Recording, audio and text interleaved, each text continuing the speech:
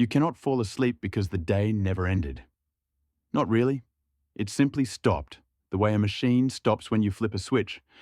But there was no ceremony to it, no signal that told your body the light had done its work, and the dark could now be trusted. You turned off your screen, or you didn't. You brushed your teeth, or you told yourself you would. You lay down in a room that could be any hour, curtains blocking a street lamp that makes midnight look like dawn. And you waited for something that never comes easily anymore. The sense that this is when you're supposed to rest, that the world has agreed to rest with you, that the threshold between day and night is not just a fact of the clock, but a passage you were meant to cross together with everyone you know. Somewhere in your body, deeper than thought, there is a question you don't know how to ask. It surfaces when you're alone in the dark, when the house is silent or filled with the white noise you play to cover the silence, when you've scrolled through your phone one more time to see if anything has changed in the 10 minutes since you last looked. The question is not about whether you're tired. You're tired. You've been tired for years. The question is about why the dark doesn't feel like an answer anymore. Why the end of the day doesn't bring relief. Why lying down feels less like arriving somewhere safe and more like waiting in a room where nothing is required of you, but also nothing is given. No signal, no permission, no sense that the day has released you and the night has taken you in. You were not always like this. You remember, or you think you remember.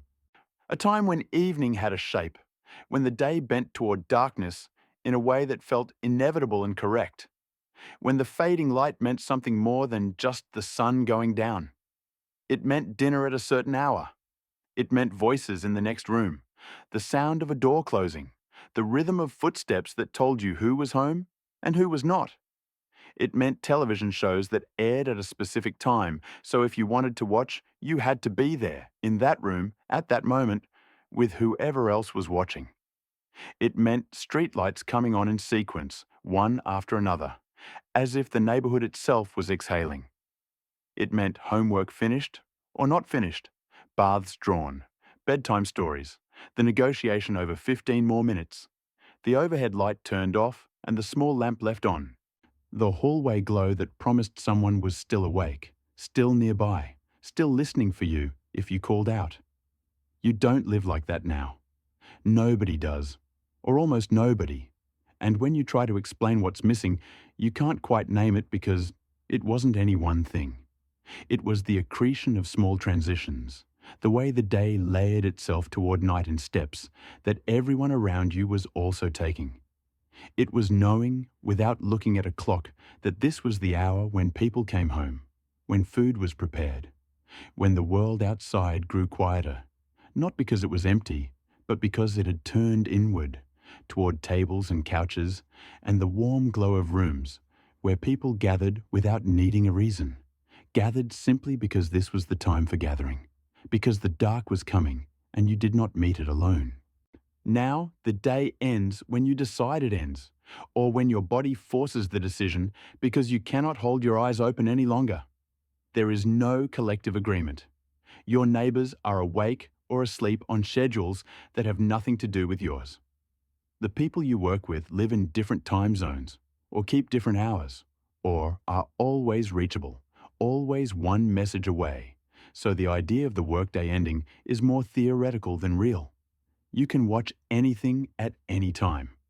You can eat at midnight or not eat at all. You can sit in a dark room at 3 in the afternoon or flood your bedroom with light at 3 in the morning. And nothing outside you will object. Nothing will tell you you're out of sync because there is no sync, no shared rhythm, no moment when the whole world around you exhales and says, "This is when we rest." And you are tired in a way that sleep doesn't fix. You wake up tired. You move through the day tired. You lie down tired. But the tiredness doesn't grant you rest, because rest is not just the absence of effort. Rest is the feeling that you have arrived at the place where effort is no longer required, where you are held by something larger than yourself, and that feeling has become rare to the point of extinction. You are always slightly on, slightly waiting, slightly aware that you could be doing something, that someone might need you, that the world has not stopped turning, and therefore you cannot fully stop either. You miss something you cannot name. You think it might be the past, but that's not quite right, because the past contained its own exhaustions, its own frustrations, its own reasons to long for a different life. What you miss is not the specific contours of childhood or adolescence, or some imagined golden age, though those things appear in your mind when you're searching for what's missing. What you miss is the feeling that the shape of the day was not yours alone to create, that you were held inside a structure made by many people over many generations, and that structure told you when to work and when to stop working, when to gather and when to withdraw, when to speak and when to be silent, when to push forward and when to let the dark carry you into rest. The structure was not always kind. It demanded things from you. It limited you. It enforced transitions you did not want and rhythms that felt at times like cages. But it also relieved you of a burden you did not know you would someday carry. The burden of deciding, every hour of every day, whether this is the moment to stop, whether you have done enough, whether the people who depend on you will forgive you for stepping away, whether the world will continue without your constant attention. The structure answered those questions for you. It said, "This is the hour when we eat. This is the hour when we rest. This is when the day ends, not because you have finished everything, not because there is nothing left to do, but because this is when the day ends, and you do not have to carry it alone into the night." You think about dinner tables, not because the food was better, though maybe it was, or maybe you just remember it that way. You think about them because they marked a threshold, the end of work, the gathering of bodies, the transition from the scattered efforts of the day to the shared stillness of the evening. You didn't have to decide when to stop. The table decided for you. The hour decided. The people waiting decided. And once you sat down, once the food was in front of you, there was a temporary suspension of the forward march. A pause that everyone honored because everyone was pausing together. You remember the specific quality of light at that hour? The way it came through windows at a slant, softer than midday, warmer, the color of it shifting toward amber and gold. The way rooms looked in that light, familiar and slightly transformed. Shadows lengthening across floors you had walked across 1,000 times, but which now seemed different, quieter, as if the house itself was settling into evening. You remember voices in the kitchen, the sound of plates, the smell of something cooking. And the way those sensory markers told you without words that the day was bending toward its end, that you were moving from one state into another, and that the state you were moving into was rest, or at least rest's precursor, the first step down from the height of daylight into the valley of night.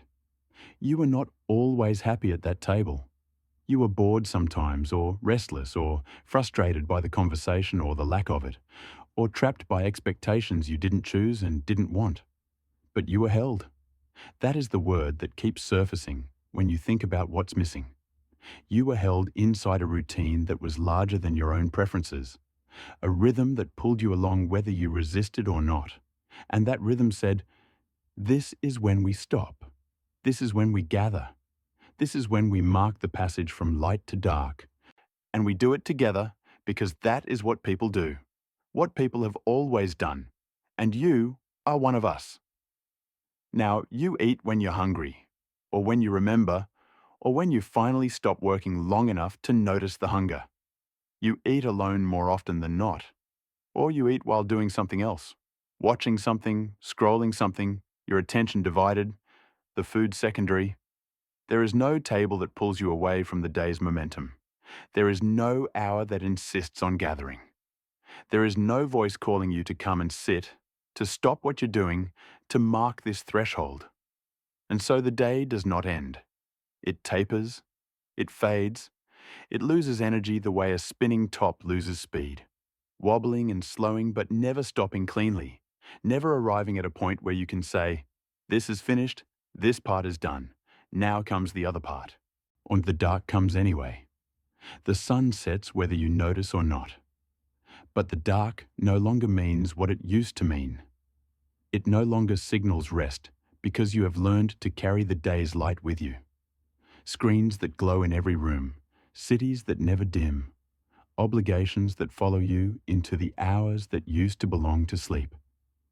And so you lie in the dark, your body confused, your mind still half engaged, waiting for a permission that no one is giving you. A signal that it's safe to let go, that the world has paused, that you are allowed to stop. You wonder sometimes if this is just you, if everyone else has adapted, if you're the only one still carrying this low-grade ache for something you can't define. But then you talk to other people, or you read what other people write, and you recognize the same exhaustion, and the same sense of being untethered, the same longing for a kind of rest that feels increasingly unavailable. It's not that you want to go back. You don't. The past had its own cruelties, its own limits, and you're not interested in pretending otherwise. But you want what the past gave you without asking, without you even knowing to value it. A place in the rhythm of the world, a sense that you were not alone in deciding when the day ended, that the transition from light to dark was not a private negotiation, but a shared passage, marked and honoured, a threshold that everyone crossed together. That's what you're missing when you lie awake in the dark, scrolling or staring or waiting for sleep that won't come easily. You're missing the feeling of crossing a threshold that meant something, that held you and released you at the same time. That told you the day was done, not because you had finished everything, but because this is when the day ends. This is when we rest. This is when we let the dark be dark and trust that the light will come back. The way it always has, the way it always will. And you cannot make that threshold alone. That's the part that breaks you, quietly, slowly, in ways you don't always notice until you're lying in the dark, wondering why you can't stop thinking, why you can't let go. You cannot make it alone because the threshold was never meant to be a private thing. It was communal. It required other people, other bodies, other rhythms intersecting with yours. It required the knowledge that when you stopped, others were stopping too. That when you turned toward home, others were turning toward home. That when you sat down at the table or turned on the porch light or closed the door against the night, you were participating in a pattern that was older than you and larger than you and would continue after you. A pattern that said, this is how we move through time. This is how we survive the relentless forward press of days. We stop together. We mark the passage. We let the dark remind us that we are not machines, that we are bodies that need rest, hearts that need stillness, minds that need release. You have tried to build your own thresholds. You have routines, or you tell yourself you have routines. You have alarm clocks and meditation apps and sleep hygiene and all the small technologies of self-regulation that promise to do for you what the world used to do without you having to think about it. And sometimes they work, a little, for a while. But they are not the same. They do not carry the weight of communal agreement. They do not pull you into a rhythm that is larger than yourself. They are yours to maintain or abandon, and the weight of that choice is always there. The awareness that you could keep going, that nothing outside you is insisting that you stop, that the threshold you are trying to cross is one you have built yourself and which will dissolve the moment you stop believing in it. So you lie in the dark, and the dark does not hold you the way it used to hold you, and you wonder what it would take to feel safe again in the hour when light retreats. To trust that the coming dark is not a void, but a passage, not an absence, but a different kind of presence. The presence of rest, of release, as of the quiet that comes when the world agrees to stop asking things of you, and you agree to stop asking things of yourself. You wonder if anyone else remembers what that felt like. You wonder if it's possible to get it back. The people who lived before you, long before, did not have to wonder. They did not have to build thresholds because the thresholds were built into the world they lived in, woven into the fabric of their days by necessity and survival, and the simple fact that when the sun went down, the day ended. There were no lights to extend it. There was no way to carry daylight into the dark. The dark was absolute, or nearly so, and it demanded rest not as a choice, but as a condition, something you accepted because you had no alternative. You imagine them sometimes, those distant ancestors, though you know your imagination is flawed, coloured by nostalgia and longing, and the stories you have been told. You imagine villages as the light begins to fail, people finishing the work that must be finished before dark, gathering tools, herding animals, moving toward shelter. You imagine the way the world must have shifted in that hour, the quality of sound changing as people called to one another, voices carrying across open space, marking locations, confirming presence. You imagine the way light must have looked as it faded, the speed of it, the way the horizon swallowed the sun and the sky turned from blue to violet to black, stars emerging not as faint points you have to squint to see, but as brilliant markers, the only light left in a world gone dark. You imagine the gathering, not always peaceful, not always warm, but inevitable. The fire built in the center of the room or the clearing, people drawing close to it because the fire was heat and light, and the only thing standing between them and the cold dark pressing in from all sides. You imagine children being called inside or told to stay close, their play ending not because anyone decided it was bedtime, but because the dark made play impossible, made wandering dangerous, made the world contract to the circle of firelight and the bodies within it. You imagine the way conversation must have moved in that hour, slower than the day's talk, voices lower, the urgency draining out of language as people settled into the knowledge that there was nothing more to be done until morning. You imagine food shared, not elaborate, not always enough, but shared in a way that marked the transition, the end of effort, the beginning of rest. You imagine stories told or songs sung or silence that was not uncomfortable because silence was expected, was part of the pattern, was what happened when the work stopped and there was nothing left but the waiting for sleep. You imagine the darkness outside the firelight, absolute and thick, and the way that darkness must have pressed against the edges of the circle, a reminder that the world was large and unknowable and full of dangers that the daylight made you forget. You imagine the fear that must have come with that darkness, the awareness of predators, of cold, of getting lost, of all the ways the night could harm you if you stepped beyond the safety of the fire and the people gathered around it. And you imagine the way that fear must have made the gathering feel not like a burden, but like a sanctuary, a place where you were held not by choice, but by necessity, where you stayed close because staying close was survival. They did not have to decide to stop working. The dark decided for them. They did not have to choose to gather. The cold decided. The danger decided. The simple fact that human eyes cannot see in true darkness, and human bodies cannot stay warm alone. The threshold between day and night was not something they created. It was something they submitted to, and in that submission there was a kind of freedom, the freedom that comes from knowing that the decision has been made for you, that you do not have to carry the weight of wondering whether you've done enough, whether you should keep going, whether rest is earned or justified. Rest was required. The dark insisted. And so you rested, not because you wanted to, not because you had finished everything, but because the world gave you no other option. You envy that sometimes, in your worst moments, when you're lying awake at 3 a.m, scrolling through messages that could wait until tomorrow, but which you answer anyway, because there is no clear line between now and tomorrow, no enforceable boundary, no moment when you can say with certainty that you are allowed to stop. You envy the simplicity of having the choice made for you, of living in a world that demanded rest as clearly as it demanded work, that built the rhythm of stopping into the structure of the day so thoroughly that you could not opt out, could not push through, could not carry the day's momentum into the night because the night was too dark, too cold, too dangerous to allow it. But you also know, if you're honest, that you would not survive their world. You would not want to. The simplicity you envy came at a cost you are not willing to pay.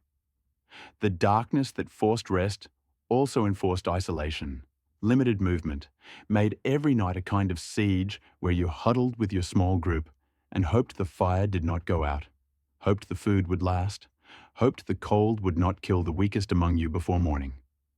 The rhythm was reliable, but it was also rigid. The thresholds were clear, but they were also confining. You stopped working when the sun went down, not because you had finished, but because you could not see.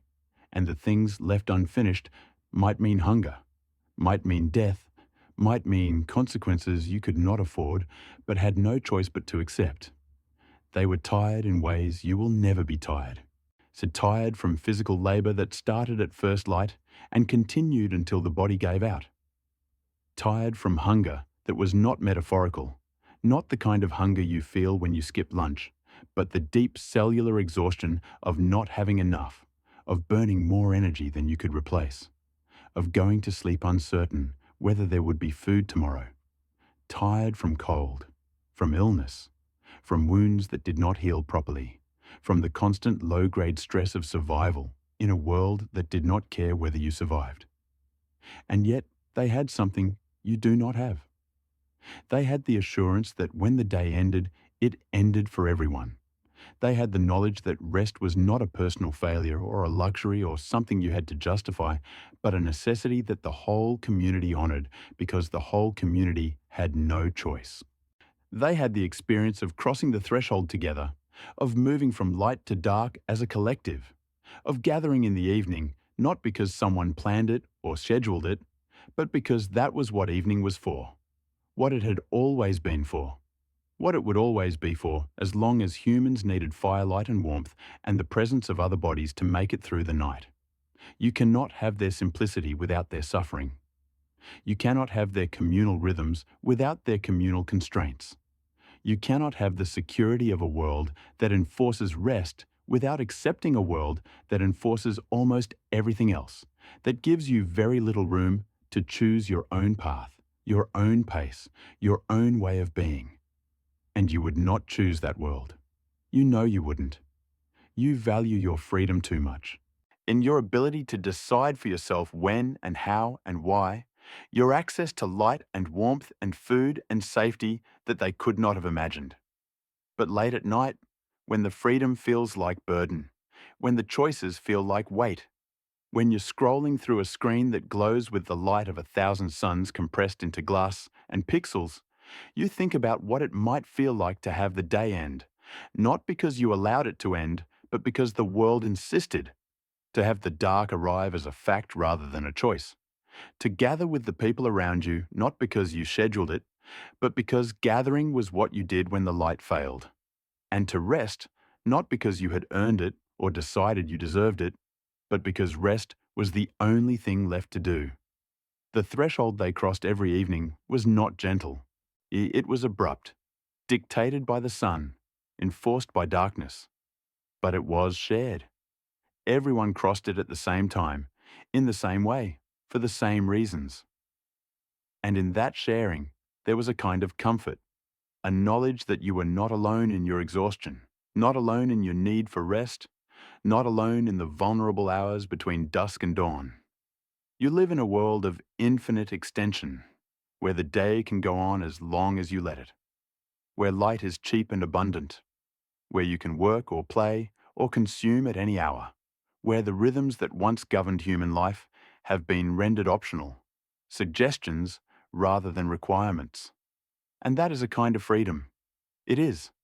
You can make your own choices, set your own schedule, decide for yourself when enough is enough. But freedom is not the same as ease. And choice is not the same as rest. And the abundance of light has not made the dark feel safer. If anything, it has made the dark feel more alien, more threatening, because you are no longer accustomed to it, no longer practiced in the art of letting go, of trusting that the night will hold you, that the absence of light is not an absence of safety, but a different kind of presence, the presence of a world at rest, a world that has agreed to stop, a world that says, You do not have to keep going. You are allowed to be still. The people who came before you did not think of evening as a problem to solve. They did not lie awake wondering how to make the dark feel safe. The dark was safe, or safe enough, because they crossed into it together, because the rituals of evening were so deeply embedded in the structure of their days that they did not have to think about them, did not have to choose them, did not have to convince themselves that it was okay to stop. Stopping was what you did. Gathering was what you did. Resting was what you did. Not because you were virtuous or disciplined or good at self-care, but because that was the shape of human life. The rhythm that survival had carved into the hours. The pattern that made it possible to keep going day after day in a world that demanded everything from you and gave back only what you could take. You cannot return to their world. You know that. Even if you wanted to, even if you tried, the conditions that made their rhythms necessary no longer exist. You have electric lights. You have central heating. You have food that does not depend on the success of the harvest, medicine that can fight infections, at shelters that keep out the cold and the predators, and the 1,000 dangers that made the night something to fear. You have built a world where the dark is optional, where you can choose to extend the day as long as you want, where rest is something you decide rather than something the world imposes. But the body does not know this. Somewhere deep in the architecture of your nervous system, in the patterns laid down over millennia, there is still an expectation that the day will end, that the light will fail, that you will gather with your people and rest, because resting is what bodies do when the sun goes down. The body still wants the threshold. It still wants the signal. It still wants to cross from light into dark as part of a communal rhythm. To know that when you stop, others are stopping too. That the world has agreed to pause. That you are not alone in your need for stillness. And when that threshold does not come, when the day simply tapers off into a vague sense that you should probably try to sleep at some point, the body becomes confused. It does not know when to release the cortisol, when to stop the vigilance, when to trust that the danger has passed and rest is safe. It waits for a signal that never comes. It holds tension that has no clear moment of release. And so you lie in the dark, your body still half alert, still waiting for the thing that used to happen every single evening for as long as humans have existed. The clear, communal, undeniable crossing from day into night. You have tried to create that crossing yourself. You have evening routines, wind-down rituals, the things you do to signal to your body that it's time to rest. You dim the lights. Once you turn off screens, you read or stretch or listen to something calm. And these things help sometimes, a little. But they are not the same as the threshold your ancestors crossed because they are yours alone. They do not pull you into a larger rhythm. They do not connect you to the people around you. They do not carry the weight of communal agreement, the knowledge that this is what everyone does, what everyone has always done, what the world itself requires. The loneliness of it is what breaks you, not the tiredness itself, but the isolation of the tiredness, the sense that you are alone in trying to figure out when to stop, alone in negotiating with your own body about whether you've done enough. So alone in the dark, waiting for a permission that no one is qualified to give you because the permission was never supposed to come from a person. It was supposed to come from the world, from the rhythm of light and dark, from the pattern of communal life that said, this is the hour when we stop, this is when we gather, this is when we rest, and you do not have to decide because the decision has already been made by everyone who came before you and everyone who is here with you now. The nostalgia you feel is not for oil lamps and fireplaces and the specific textures of a life you never lived.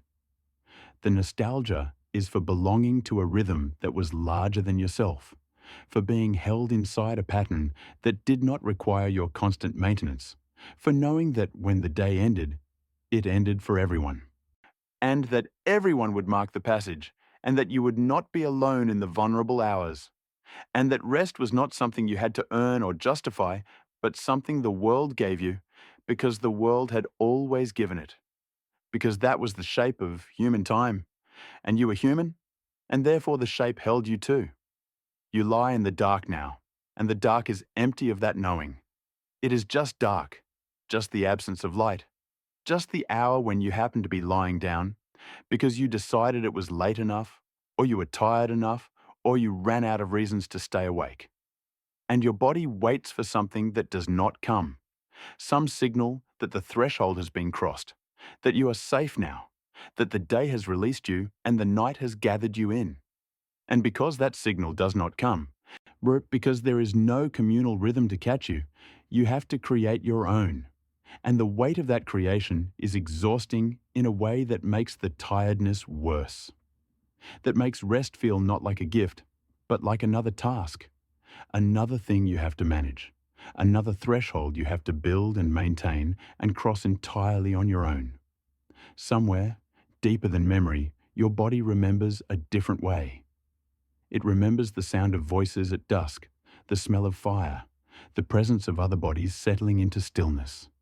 It remembers the confidence that came from crossing the threshold together, from knowing that you were not alone in your exhaustion, not alone in your need, not alone in the dark.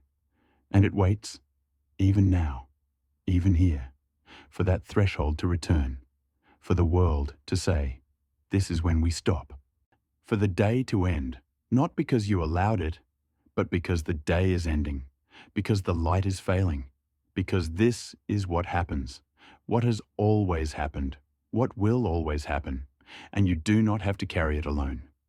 It waits for the shadows to lengthen across a threshold that means something, that holds you, that lets you rest. The threshold was never just about the dark. It was about what the dark allowed. It was about the permission that came when the sun set, the unspoken agreement that certain kinds of effort could now cease, that certain kinds of striving were no longer possible, that you could let your guard down because everyone else was letting their guard down too, and together you would wait for morning. In the old rhythms, the ones that governed human life for most of human history, evening was not free time. It was not leisure in the sense you understand leisure now, the sense of choosing how to spend hours that belong to you and no one else. Evening was transition time, the hours when work ended, not because the work was finished, but because the light was going, and work without light was impossible or dangerous, or both. Evening was when you moved from the fields or the forest or the workshop back toward the center, back toward the fire, back toward the cluster of people who shared your fate. You think about the walk home in that context, the literal walk from wherever the day's labor took you back to wherever you slept. You think about how that walk must have felt as the light changed, as the shadows grew longer, as the air cooled, and the world began to settle. It was not a commute in the modern sense, not a dead zone between work and home, and not time spent in traffic or on a train staring at your phone. It was the threshold itself, the physical passage from one state to another, and your body knew what it meant. Your body knew that the direction you were moving was toward rest, toward food, toward fire, toward the people who would be there when you arrived. The walk structured the transition. It gave you time to shift, to let the day's tension drain, to move from the alertness required by work into the different kind of alertness required by communal evening, the awareness of other people, other needs, other rhythms intersecting with your own. By the time you arrived, your body had already begun to settle. The threshold had already begun to work on you. You don't have that anymore. Your commute, if you have one, does not serve the same function. It is not a passage from light to dark, from work to rest. It is a passage from one kind of productivity to another, from the office to the home where you will check email, where you will finish the things you didn't finish during the day, where you will remain tethered to the same systems that governed your daylight hours. Or you work from home, and there is no passage at all, no physical movement to mark the shift, just the closing of a laptop or the walking from one room to another, and your body does not know that anything has changed, does not receive the signal that the threshold has been crossed. The people who lived in the old rhythms did not have to create the separation between work and rest.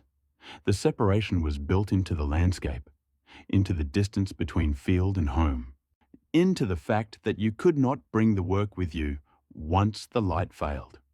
You could not check on the crops in the dark. You could not tend the animals you could not see. You could not continue the tasks that required daylight, because daylight was gone and would not return until morning. The separation was enforced by the world itself, and in that enforcement there was a clarity, a simplicity, a kind of rest that came not from having finished everything, but from knowing that you could not continue even if you wanted to. You envy that clarity. You envy the way the world made the decision for them, the way the threshold was undeniable, the way rest was not something they had to convince themselves they deserved. But you also know that their rest was not always peaceful. They went to bed hungry sometimes. They went to bed cold. They went to bed worried about things they could not control, about weather and illness, and whether the food would last, and whether the people they loved would still be alive in the morning. The threshold gave them clarity, but it did not give them safety, not the kind of safety you take for granted, the safety of knowing that the walls will hold, and the heat will stay, and the food will be there tomorrow. Because you have systems, you have infrastructure, you have a world that has been organized to provide. But those systems have a cost. The cost is that they do not stop. They run all the time, day and night, and you are part of those systems, and so you run all the time too. Or you feel like you should, or you feel guilty when you don't. The clarity that came from the world enforcing rest has been replaced by the ambiguity of a world that never stops asking, never stops offering, never stops making it possible for you to do more, to be more, to extend yourself further into the hours that used to belong to darkness and stillness. The evening routines you remember from childhood, the ones that felt so predictable and boring at the time, were not just about the specific activities. They were about the fact that those activities marked time, created rhythm, turned the shapeless hours between day and sleep into a sequence that everyone in the house moved through together. Dinner at 6, dishes after, homework or television or a book, bath time for the younger ones, the slow dimming of lights, the slow quieting of voices, the way the house itself seemed to settle, the way you could feel the energy draining out of the day, the way you knew without being told that this was the arc of the evening, and it would carry you towards sleep whether you resisted or surrendered. You were bored by it sometimes. You resisted it. You wanted to stay up later, to keep playing, to watch one more show. But the resistance was part of the ritual, and the ritual held you even when you pushed against it. The adults in your life enforced the rhythm, and in that enforcement there was a kind of care, a message that you did not consciously receive, but which your body understood.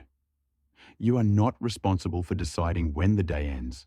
You are not capable of regulating yourself yet, and so we will regulate you. We will pull you through the threshold whether you want to cross it or not. Because we know you need rest even when you don't know it, and we will not leave you alone in the dark to figure it out by yourself. As you got older, the enforcement loosened. You gained more autonomy, more choice, more control over your own rhythms. And that felt like freedom, and in many ways it was freedom. But it also meant that the threshold became your responsibility, that you had to decide for yourself when enough was enough, when the day should end, when you had earned the right to rest. And that decision has never gotten easier. If anything, it has gotten harder, because the world keeps offering you more reasons to stay awake, more things to do, more ways to extend the day, more evidence that other people are still going, still producing, still engaged, and maybe you should be too. The routines you try to build now are not the same as the routines you lived inside as a child, because they do not have the weight of communal enforcement behind them. You can break them whenever you want. You can decide that tonight is different, that you'll stay up later, that you'll skip the steps, that you don't need the ritual because you're an adult and you can manage yourself. And sometimes that flexibility is good. But sometimes it means that the threshold never solidifies, that you never fully cross it, that you go to bed with the sense that you could still be doing something, that you haven't really arrived at the place where rest is allowed. What made the old thresholds powerful was not that they were pleasant. They were often tedious. They were often rigid. They often felt like constraints, like limits on your freedom, or like rules that existed to control you rather than to serve you. But they were also reliable. They happened every day, at the same time, in the same way. They created a predictable passage from one state to another, and that predictability told your body what to expect, told your nervous system that this was the sequence, this was the pattern, this was the shape of safety.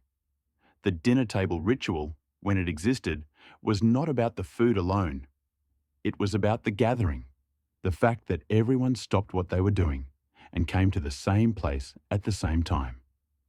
It was about the conversation, or the silence, or the negotiation of space and attention among people who were bound to each other by blood or proximity or necessity.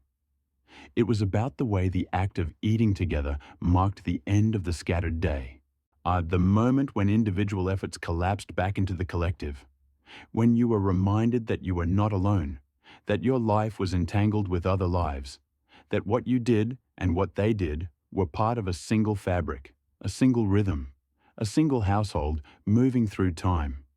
You didn't always like the people at the table, you didn't always want to be there, but the table was not about your preferences.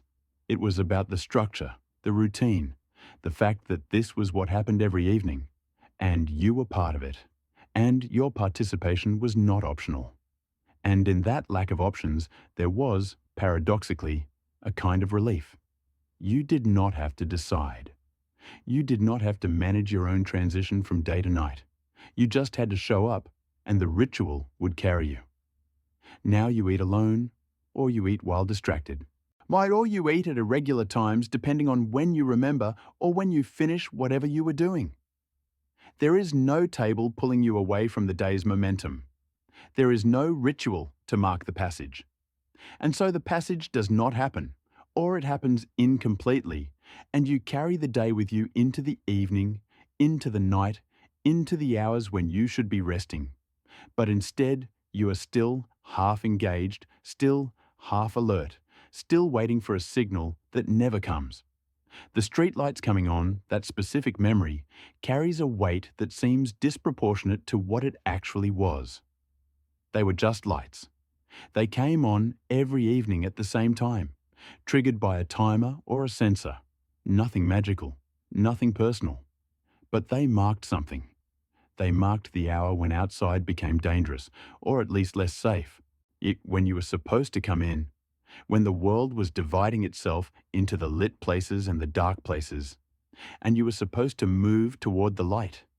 You remember being called inside, the voice from the porch or the window, your name cutting through the dusk. You remember resisting, wanting a few more minutes, negotiating for one more game, one more lap around the block. But you also remember the feeling of the door closing behind you, the warmth of the house, the light, the sense that you had crossed from one realm into another. Outside was becoming night. Inside was becoming home. And the threshold between them was clear, was marked, was enforced by people who cared enough to call you in from the dark. No one calls you in anymore. You are an adult. You are responsible for yourself. You decide when to come in from the dark. And the dark is no longer outside. It is everywhere. It is in your pocket. It is on your screen. It is in the endless scroll of information and obligation and possibility that follows you wherever you go. There is no inside and outside anymore. No clear division between the world and home, between work and rest, between the hours when you are supposed to be engaged and the hours when you are supposed to let go. And so you do not let go, or you let go only partially, only reluctantly, only with the sense that you are missing something, that somewhere else people are still awake, still doing things, still participating in the world that never stops turning. And the dark, when you finally lie down in it, does not feel like a sanctuary. It feels like absence, like waiting. I like the place you go when you have run out of reasons to stay engaged, but have not yet found the permission to fully rest. The thresholds your ancestors crossed were not always comfortable, but they were communal. When the sun set, it set for everyone. When the fire was built, everyone gathered around it. When the work stopped, it stopped for the whole village, the whole household, the whole community. You were not alone in your exhaustion. You were not alone in your need for rest. And you were not responsible for deciding when that rest could begin, because the world decided for you. And everyone accepted the decision together. That is what you have lost. And that is what no amount of personal routine can replace. You have lost the feeling of moving through the day as part of a collective rhythm, of crossing thresholds that were not yours alone to build or maintain, of resting because everyone was resting, because the hour had come, because this was what humans did when the light failed and would do again tomorrow and had done yesterday and would continue to do as long as there were humans and daylight and dark. You cannot go back to their world, but you can understand what you are mourning. You are not mourning the past because it was easier. It was not easier. You are mourning it because it gave you a place in the world, a role in the rhythm, a threshold that held you even when you did not know you needed holding. You are mourning the feeling of being part of something larger than yourself, something that did not require your constant decision-making, and something that carried you from light to dark and back again without asking you to carry it alone. And late at night, when you are lying in a darkness that feels empty, when you are waiting for sleep that does not come easily, when you are scrolling or thinking or simply staring at the ceiling, what you are really waiting for is that feeling, the feeling of crossing a threshold that means something, the feeling of being gathered in, the feeling of rest that comes not from having finished everything, but from knowing that the day has ended, that the world has agreed to stop, that you are allowed to let go.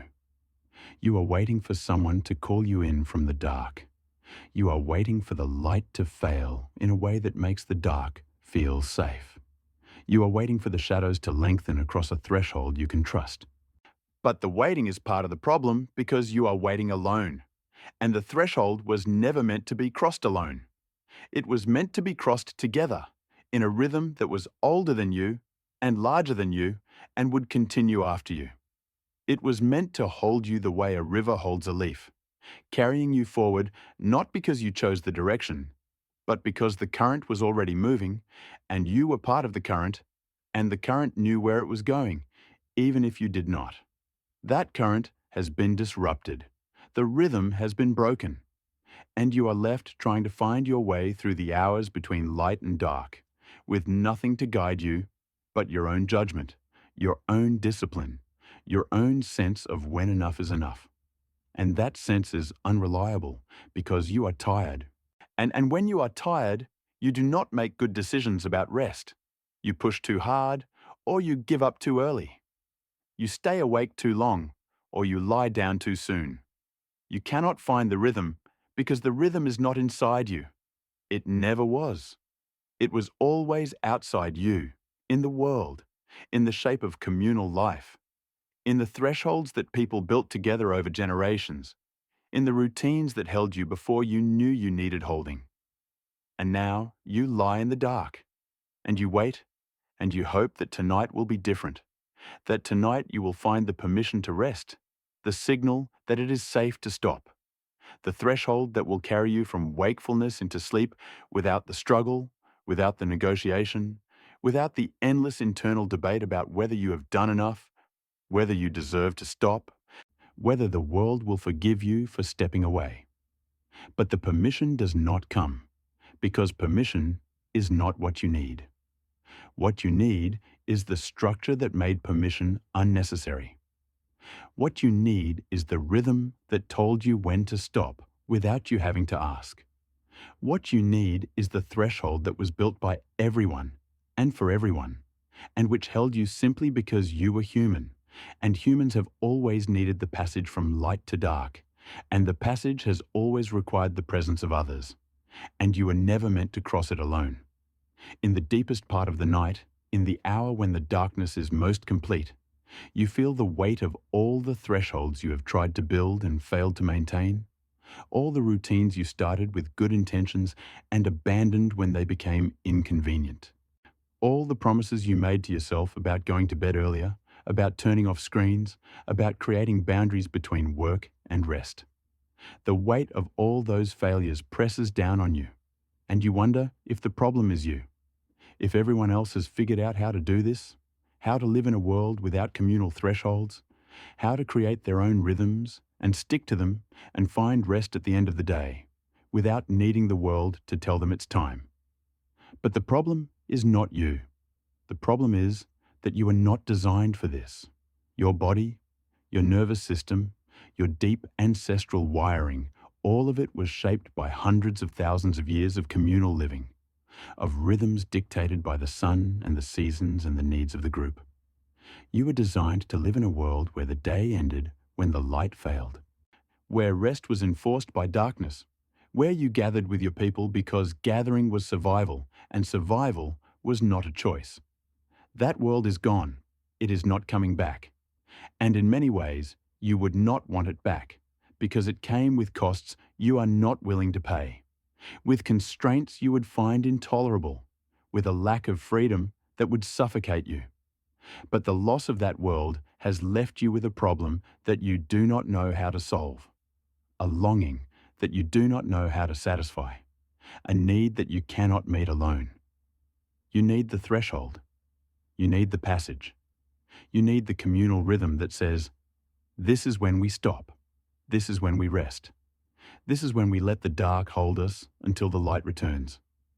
And you do not have it, and you do not know how to get it.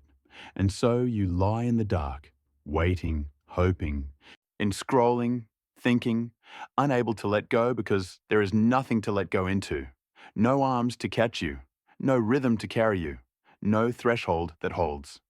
The exhaustion you feel is not just physical. It is not even primarily physical. It is the exhaustion of being responsible for your own rhythms in a world that offers no support for those rhythms, no structure to hold them, no community to enforce them. It is the exhaustion of having to decide every single day when enough is enough, when you are allowed to stop, when rest is justified. It is the exhaustion of living without thresholds, without passages, without the communal ceremonies that used to mark the transition from day to night and back again. And it is the exhaustion of pretending that this is fine, that this is just how life is now, that you should be able to handle it, vibe that everyone else is handling it, that the problem is your lack of discipline or your failure to establish good habits or your inability to set boundaries. The exhaustion of blaming yourself for a problem that is not yours alone, that is structural, that is built into the fabric of modern life, that affects almost everyone even though almost no one talks about it, because talking about it feels like admitting weakness, like confessing that you cannot handle the freedom you are supposed to want. But freedom without rhythm is not freedom. It is drift. It is the weightlessness of floating in deep water with no shore in sight, no current to carry you, no sense of direction or destination. It is the anxiety of endless choice, endless possibility, endless extension, the knowledge that you could keep going, that there is always more to do, that the day will not end unless you end it, and ending it feels arbitrary, feels like giving up, feels like a decision you cannot justify. Your ancestors did not have that anxiety. They had different anxieties, worse anxieties, the anxiety of starvation and violence and early death. But they did not have the anxiety of wondering when to stop, because stopping was not a choice. The dark came, and the dark enforced rest, and rest was what you did, and you did it together, and you did not have to carry the decision alone. You carry it alone now, and the weight of it is breaking you, slowly, quietly, in ways you do not always notice, until you are lying awake at 3 in the morning, wondering why you cannot sleep, why you cannot let go. Why the dark does not feel safe anymore. The dark does not feel safe because you are alone in it. The dark does not feel safe because there is no threshold that says you have crossed into rest now. You are held. You are allowed to stop. The dark does not feel safe because it is empty of the presence that used to fill it. The presence of other people resting too. Other bodies settling into stillness. Other voices quieting. Other rhythms slowing. The sense that the whole world around you was exhaling, was letting go, was agreeing that this was the hour for rest, and that rest was not something you had to earn or justify, but something you received simply because you were alive, because you were human, because you were part of the pattern. That pattern is broken now, and you do not know how to fix it. And maybe you cannot fix it, not alone, not by yourself, not with better habits or stronger discipline or more effective routines.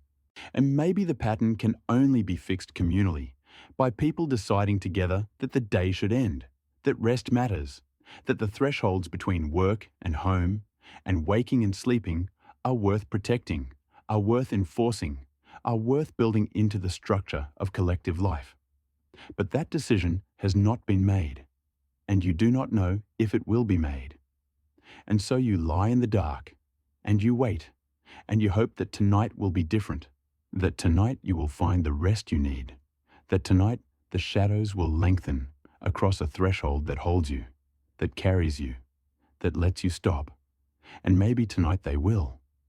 Or maybe tonight will be like every other night, a slow fade from wakefulness into something that resembles sleep but never quite feels like rest. Add a few hours of unconsciousness that leave you tired when you wake, tired in a way that sleep does not fix, because the tiredness is not just about hours. It is about the absence of thresholds, the absence of rhythm, the absence of communal passage. But maybe, in the space between waking and sleeping, in the hour when thought begins to dissolve and the grip of the day begins to loosen, maybe you can imagine what it would feel like. The threshold you are looking for, the passage you need, the feeling of being held inside a rhythm that is not yours alone, of moving with others through the hours, of knowing that when you stop, they are stopping too, that the dark is not empty but full, full of the presence of rest, of bodies at peace, of the quiet agreement that this is enough, that the day is done, that you are allowed to let go. You can imagine the light fading, not in the harsh way it fades when you turn off a screen, but in the slow, gentle way it fades when the sun sets. The world softening, shadows lengthening, the air cooling, everything settling. You can imagine voices in the distance, not urgent, not demanding, just present, just there, marking the hour, marking the passage. You can imagine the gathering, the movement toward warmth, toward light, toward the center where people are waiting, where the fire is burning, where the day's efforts are being released and the night's rest is being prepared. You can imagine the feeling of arrival, of crossing the threshold and knowing you have crossed it, of leaving the day behind and entering the night, not alone, but together, not by choice, but by necessity, not as a failure to keep going, but as a natural passage. Oh, as old as humans, as reliable as the turning of the earth. You can imagine the weight lifting, the endless internal negotiation ending, the decision being made for you by the world, by the hour, by the simple fact that this is when the day ends, when it has always ended, when it will always end.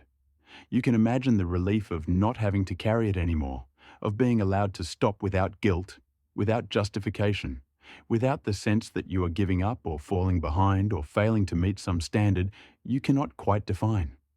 You can imagine the dark feeling different, not empty, not threatening, not a void you have to fill or a problem you have to solve. Just dark, just rest, just the natural counterpart to light, the necessary pause, the space where the body repairs itself and the mind releases its grip and the world stops asking things from you because the world has agreed to stop and you are part of that agreement and the agreement holds you. You can imagine sleep coming easily, not because you earned it, not because you did everything right, but because sleep is what happens when the threshold is crossed, when the passage is complete, when the day has truly ended and the night has truly begun, and you are held inside a rhythm that is larger than yourself, older than yourself, a rhythm that has carried humans through the dark for as long as there have been humans and darkness and the need to rest. You can imagine waking rested, not just less tired, but actually rested, your body restored, your mind clear, your sense of purpose renewed by the knowledge that you stopped when you were supposed to stop, that you rested when you were supposed to rest, that you did not have to carry the day alone into the night, but were able to set it down, to let it go, to trust that it would be there in the morning if you needed it, but that for now, for these hours, you were released. The imagining is not enough. You know that. The imagining does not change the world you live in, does not rebuild the thresholds that have been lost, does not restore the communal rhythms that have been broken. But the imagining is not nothing. It is a kind of remembering, a recognition that what you are longing for is not fantasy, not impossible, not a dream of some perfect world that never existed. It is a memory coded into your body, a knowledge that lives deeper than thought, and a sense of what rest is supposed to feel like when it is held inside a structure that honors it, that protects it, that makes it possible. And maybe the imagining can become a kind of practice, not a routine you have to maintain, not another thing on the list of things you should be doing, but a way of thinking about the hours, a way of noticing when the light is fading, when the shadows are lengthening, when the world is offering you a threshold, even if the threshold is not as clear as it used to be, even if you have to look for it, even if you have to choose to see it. Maybe you can notice the moments when the day wants to end, when your body is asking for rest, when the people around you are also slowing, also quieting, also moving toward stillness. Maybe you can honor those moments, not perfectly, not every time, but sometimes, when you remember, when you have the space, when you are willing to let the day go even though it is not finished, even though there is more you could do, even though the world will not stop turning just because you need to rest. Maybe you can create small rituals, not to replace the communal thresholds you have lost, but to acknowledge them, to remember them, to keep alive the possibility that rest is not something you have to earn, but something you are allowed to receive, something you need, something your body was designed for, something that becomes possible when you stop trying to do it alone and start remembering that you are part of a pattern, even if the pattern is broken, even if you cannot see the whole of it, even if you are the only one in your immediate vicinity who is trying to cross the threshold. Because you are not really alone. Somewhere, right now, other people are also lying in the dark, also waiting for sleep, also longing for a threshold that holds them. Somewhere, other people are also tired, also confused about when to stop, also carrying the weight of a day that never quite ended. You cannot see them, you cannot gather with them, but they exist, and their struggle is your struggle, and your need is their need. And even though you are not crossing the threshold together in the way your ancestors did, you are still connected by the shared experience of living in a world that has forgotten how to rest, that has lost the rhythms that made rest possible, that has left you to figure it out on your own. And maybe that shared experience is a kind of threshold itself. Not the one you need, not the one that would solve the problem. But a recognition, a knowing, a sense that what you are feeling is not weakness, is not failure, is not a sign that something is wrong with you. It is a sign that something is wrong with the structure, with the way time is organized, with the loss of communal rhythms that used to hold people through the passages of the day. It is a sign that you are human, that you have human needs, that you were never designed to regulate yourself in isolation, and that the tiredness you feel is not just physical exhaustion, but the exhaustion of trying to live without the thresholds that make rest possible. The shadows are lengthening now, even as you lie here, even as you read this, even as you wait for sleep. Not the shadows of the sun, maybe, not the literal fading of daylight, but the shadows of the day's end. The slow dissolution of effort, the gradual release of the grip you have been holding. You can feel it if you pay attention, the way your body is asking for something different, something softer, something slower. You can feel the tiredness, not as an enemy to be fought, but as a signal, a message, a reminder that you are not a machine, that you need rest, that rest is not a luxury, but a necessity, as fundamental as breath, as water, as the need to be held. And maybe you can let the tiredness speak, not by giving in to it immediately, not by abandoning everything and collapsing, but by acknowledging it, by listening to it, by treating it as information rather than failure. The tiredness is telling you that you have been going too long, that the day has extended past its natural limit, that you need a threshold even if the world is not offering one, even if you have to build it yourself, even if it is imperfect and incomplete. You can build a small threshold, not the communal ritual you are longing for, not the gathering around the fire, not the voices calling you in from the dark, but something, a moment when you stop, a gesture toward rest, a decision that this is enough for today, that the things left undone will still be there tomorrow, that you do not have to carry everything all the time, that you are allowed to set it down. Maybe it is turning off your screen, maybe it is dimming the lights, maybe it is stepping outside for a moment to feel the air, to notice the quality of light, to mark the hour even if no one else is marking it with you. Maybe it is saying out loud, to yourself or to the empty room, I am done for today.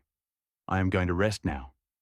Maybe it is washing your face, or drinking water, or lying down and closing your eyes and letting the thoughts come without trying to solve them, without trying to control them, just letting them move through you the way clouds move through sky. It will not be perfect. It will not solve the problem. It will not restore the communal rhythms you have lost or rebuild the thresholds that have been broken. But it will be something. It will be a recognition that you need passage, that you need transition, that you need the day to end even if you have to be the one to end it, even if you have to do it alone, even if it feels arbitrary and insufficient. And maybe, over time, the small thresholds will start to feel more solid. Maybe your body will start to recognize them, to trust them, to prepare for them. Maybe the ritual of stopping will become easier, less fraught, less like giving up and more like arriving. Maybe you will start to feel, in the moments when you cross your small threshold, a faint echo of the larger threshold you are longing for. The communal passage, the shared rhythm, the feeling of being held inside a pattern that is older than you and larger than you, and which will continue after you. Or maybe not. Maybe the longing will always be there, the sense that something is missing, the grief for a way of life that is gone and cannot be recovered.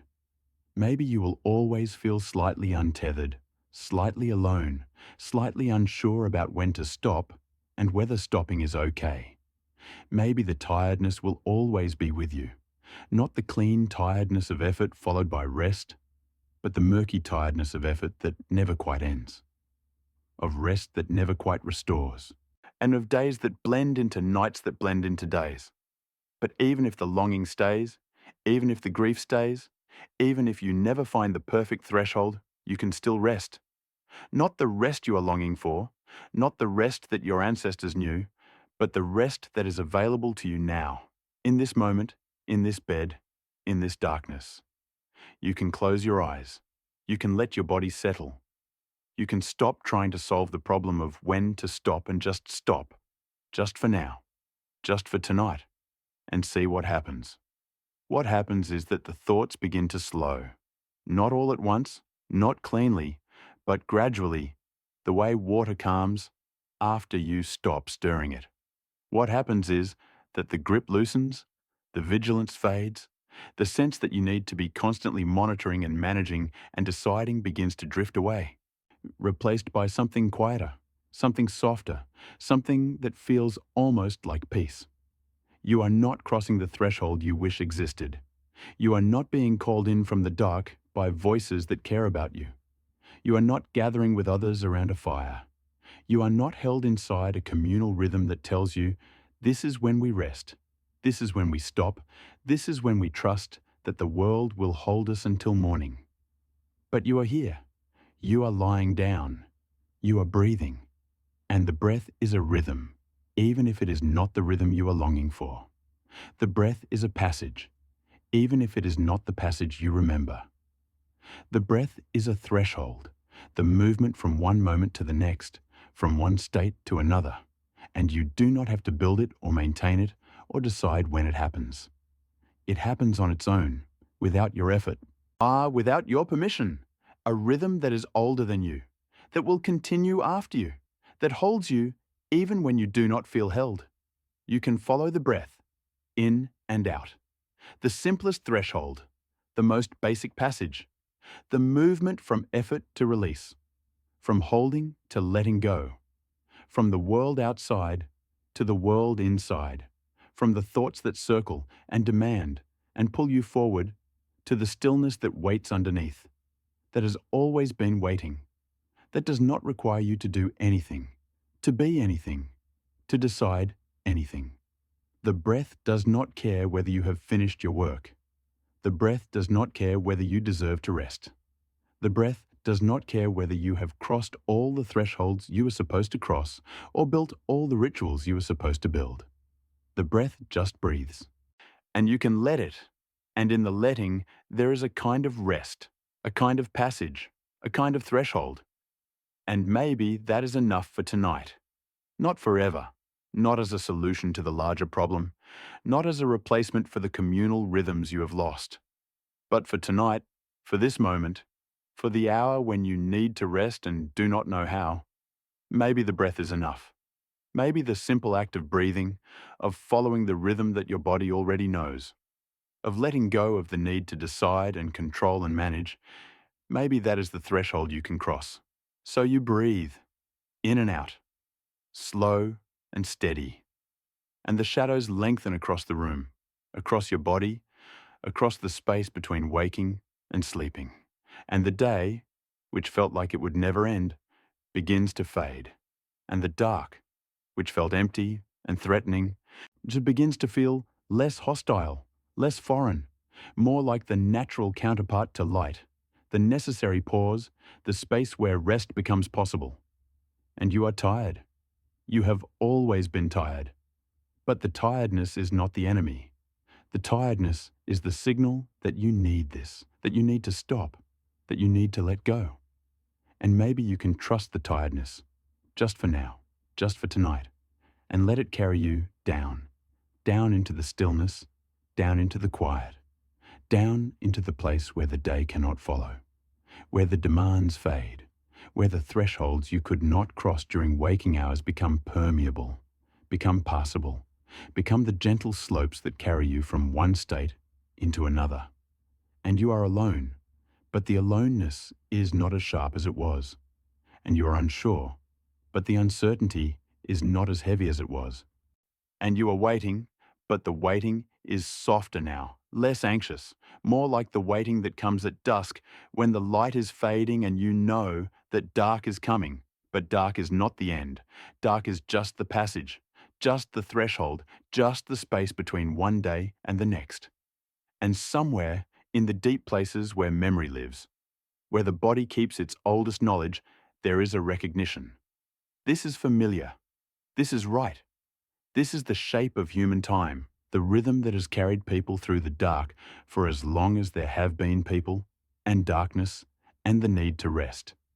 And even though the specific rituals are gone, even though the communal thresholds have been lost, the shape is still there, coded into your bones, written into your breath, waiting for you to remember. So you remember, not with your mind, but with your body. You remember what it feels like to let go. You remember what it feels like to be held, even if the holding is just the bed beneath you, the blanket over you, the darkness around you. You remember what it feels like to trust that the night will end, that the light will return, that this is not forever. This is just the passage, just the threshold, just the hour when the shadows lengthen and the world grows quiet and you are allowed, finally, to rest. And the rest comes. Not perfectly, not all at once, but it comes. The way sleep comes when you stop trying to force it, when you stop negotiating with it, when you simply let your body do what it knows how to do. It comes like a tide, slow and steady, rising around you, lifting you, carrying you away from the shore of waking into the deeper waters of sleep. And in that water, you are held. Not by people, not by ritual, not by the communal thresholds you have lost, but by something older, something deeper, something that does not require the specific conditions you are longing for. You are held by the simple fact of being alive, of being a body that needs rest, of being part of a pattern that is larger than yourself, even if you cannot see the whole of it. The shadows have lengthened. The light has failed. The threshold has been crossed, and you are safe in the dark, not because someone called you in, not because the world agreed to stop, but because you are here, breathing, resting, held by the oldest rhythm, the one that does not require anything from you except that you let go, that you trust, that you allow the passage. And the passage is complete, and the dark is not empty, and you are not alone. And rest, finally, is possible. The fire is fading now. The embers glow soft and low. The voices have quieted. The day is done, and you can sleep.